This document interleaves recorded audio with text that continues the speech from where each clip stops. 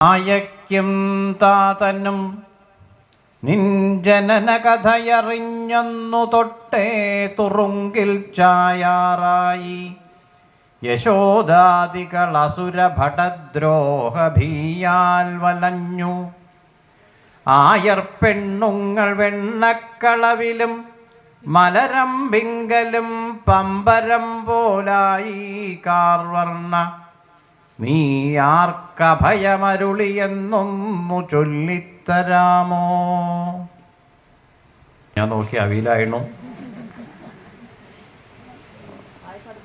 പായസം അടുപ്പത്ത് വെച്ചു. എന്നിട്ട് ഞങ്ങൾ പോന്നതല്ലേ സമാധാനം. മൊത്തം സന്തോഷം കണ്ടപ്പോൾ തോന്നി പായസം കയറ്റിയിരുന്നത്. തേങ്ങ പിഴിഞ്ഞ് കഴിഞ്ഞിരുന്നില്ലോ. പോട്ടെ. എന്തായാലും കല്യാണം ഗംഭീരാണ്, സംശയമൊന്നുമില്ല. ആള് കുറയുമെന്നേ പേടിയുള്ളൂ. ഇവിടെ ഭഗവാന്റെ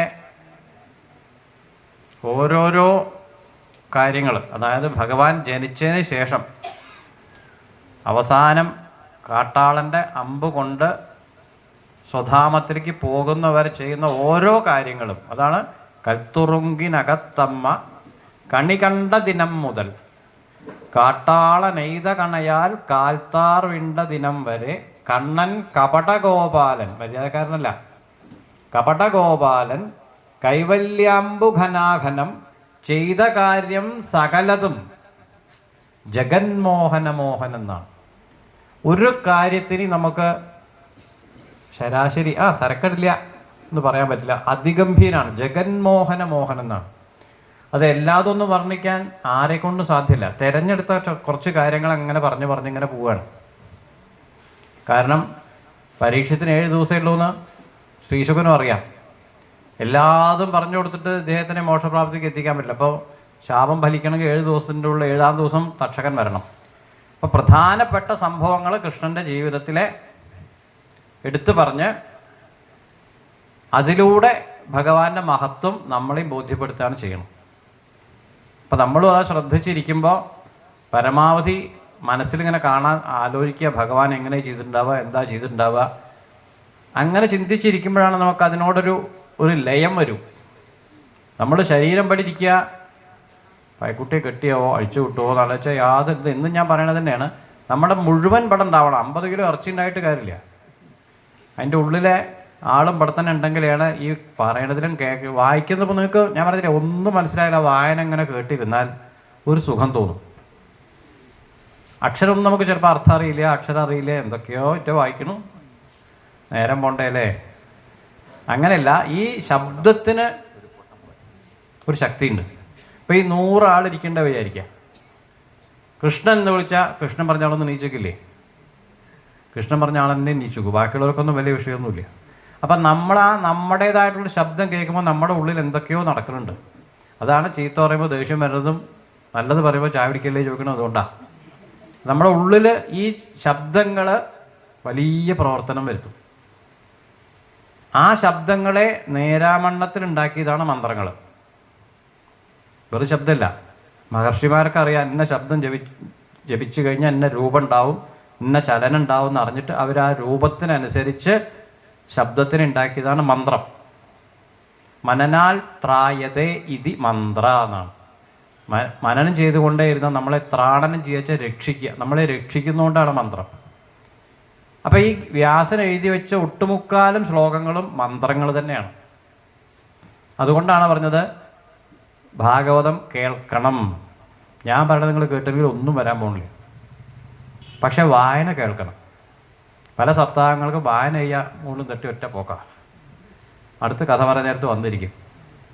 ഒരു ഫലമില്ല. കഥ പറയണത് 100 ആൾ. ഇപ്പം നിങ്ങൾ എത്ര സപ്താഹം കേട്ടുകൂടെ? ഞാൻ പറഞ്ഞ പോലെ കഴിഞ്ഞ കൊല്ലം പറഞ്ഞെന്ന്, അതുപോലെ അതിൻ്റെ മുമ്പത്തെ കൊല്ലം പറഞ്ഞെന്ന്, അതുപോലെ അതിൻ്റെ മുമ്പത്തെ അല്ല, വായിച്ചത് ഒരേ സാധനമാവും.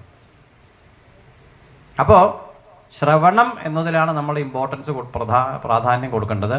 വ്യാസന ഉണ്ടാക്കി വെച്ചതും നമ്മുടെ മനസ്സിൽ കയറേണ്ടതും ആ വരികളാണ്. അർത്ഥം തൽക്കാലം കയറിയില്ലെങ്കിലും കുഴപ്പമില്ല. അത് രാമായണമാണെങ്കിലും നാരായണീയാണെങ്കിലും ഭാഗവതമാണെങ്കിലും ഭഗവത്ഗീതയാണെങ്കിലും ഏതാണെങ്കിലും ആ യഥാർത്ഥത്തിലുള്ള പുസ്തകം കേൾക്കുക, അതിലത്തെ വരികൾ വായിക്കുമ്പോഴാണ് അതിൻ്റെ നമ്മുടെ ഉള്ളിലുള്ള മാറ്റം ഉണ്ടാവുക. അപ്പോൾ നമ്മൾ ഈ സപ്താഹം കഴിഞ്ഞാലേ ഇന്നലെ തീരുമാനിക്കണം. നിങ്ങൾ 10-20 കൊല്ലം സീനിയറാണ് സപ്താഹത്തിൽ.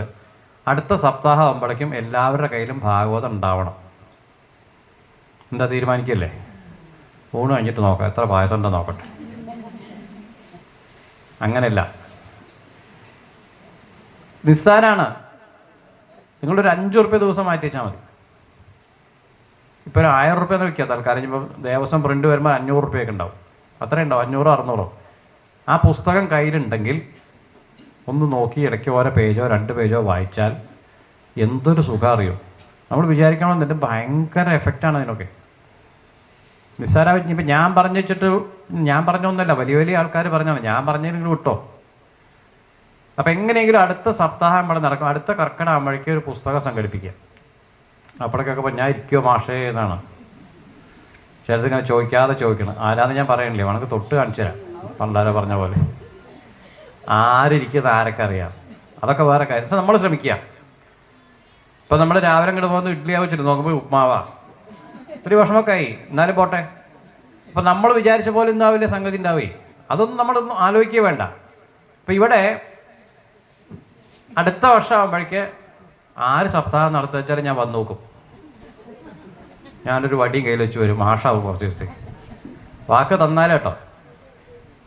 അടുത്ത പ്രാവശ്യം ഇങ്ങനെ ഇരിക്കുമ്പോൾ എല്ലാവരും പുസ്തകം ആചാര്യൻ ഇങ്ങനെ കിട്ടുമെന്ന് വിറയ്ക്കണം. ഇതെന്താ ഇപ്പോൾ ഇത് കഥ?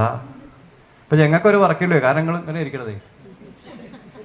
ഞങ്ങൾ എന്ത് വായിച്ചാൽ എന്താ, ഞങ്ങൾ 2 അധ്യായം തള്ളി വായിച്ചാലും നിങ്ങൾക്ക് ഒരു വിരോധമില്ല. ആകെ 2-3 ആൾ ഇരിക്കുന്നുണ്ട്, അത്രയേ ഉള്ളൂ. അവർ മോശം എന്നല്ല കേട്ടോ. അപ്പം എല്ലാവരുടെ കയ്യിലും പുസ്തകം ഉണ്ടെങ്കിൽ, ഇനി അത് മാത്രമല്ല, നിങ്ങൾ അപ്പുറത്ത് സപ്താഹം കേൾക്കാൻ പോയി നോക്കും എവിടെയെങ്കിലും അമ്പലത്തിൽ. പുസ്തകം എടുത്ത് വന്നാൽ ഇരിക്കൂ കിട്ടുമോ പറയും. പുസ്തകം എടുത്ത് കയ്യിൽ വരുന്ന ആളെ കണ്ടാലേ കമ്മിറ്റിക്കാർ ഇരിക്കൂ പറയും. മറ്റത് നിങ്ങൾ നോക്കുകയില്ല, എവിടെ വെച്ചാൽ പോയിരുന്നോളാം വിചാരിക്കും. പുസ്തകം എടുത്ത് വരിക പറഞ്ഞാൽ ഭാഗവതം സ്വന്തമാണെന്നാണ്. മനസ്സിലായോ? ആ ഒരു ശ്രദ്ധ നമ്മുടെ ഉള്ളിലുണ്ടെങ്കിൽ നമ്മൾ